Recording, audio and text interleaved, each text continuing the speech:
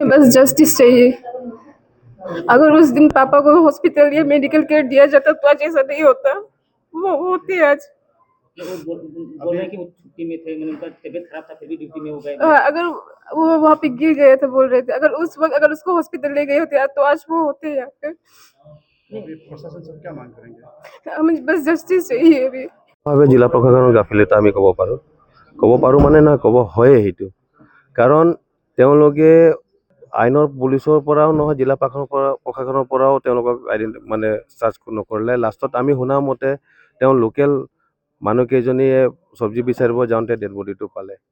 সেইটো ঠাইখিনি ৰংমংবী থানাৰ পৰা প্ৰায় 10 কিলোমিটাৰ আঁতৰত পাহাৰ দুৰ্গম এৰিয়াত। যোনখিনি আপোনালোকে লাষ্ট ভিজুৱেলত দেখা পাব, আমি যেতিয়া ভিজিট কৰিছিলোঁ তাত ড্ৰোনেৰে য'ত চাৰ্চ কৰা হৈছিলে তাৰ পৰা প্ৰায় 300-400 মিটাৰ আঁতৰত আৰু উপচাৰ প্ৰায় 10 কিলোমিটাৰ আপুনি পিএছৰ পৰা। সেই ঠাইখিনি একজেক্ট ঠাইখিনিৰ নামটো মই ভালকৈ নাজানো, এইটো বেয়া নাপাব, কিন্তু এইটো ৰংমংবী থানাৰ এৰিয়াটো পৰে। আঘাত এনেকুৱাটো যিহেতু আমি ৰিপৰ্ট পালোঁ এনেকুৱা একো নাই, কিন্তু পষ্টমৰ্টম কৰি আছে। পষ্টমৰ্টম ৰিপৰ্ট অহাৰ পাছতে আমি ক'ব পাৰিম যে কি হৈছে একচুৱেল মতে। প্ৰথমত আমিতো একো সঁহাৰি পোৱা নাই, এইটো নিশ্চয় কথা, এইটো 100% এইটো হয়।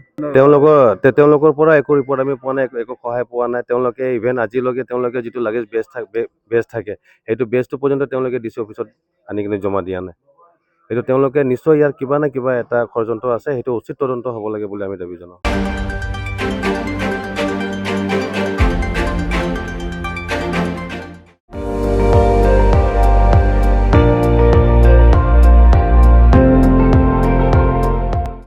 আপুনি চাই আছে ND24, সৰ্বশ্ৰেষ্ঠ নহয় সৰ্বোত্তমৰ দৌৰত।